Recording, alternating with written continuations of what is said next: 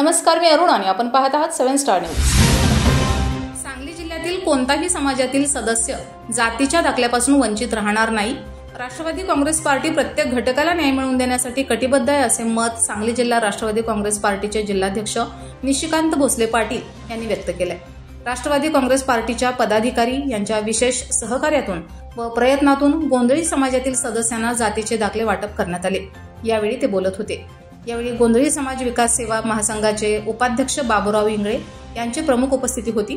दामाजी सीताराम निकम, प्रेम दामाजी निकम, शुभम बाबूराव इंगळे, गोपाल बाळू पाचंगे, सुजल रमेश राठोड, मनीषा रमेश राठोड यांना गोंधळी समाजाच्या जातीचे दाखले वाटप करण्यात आले।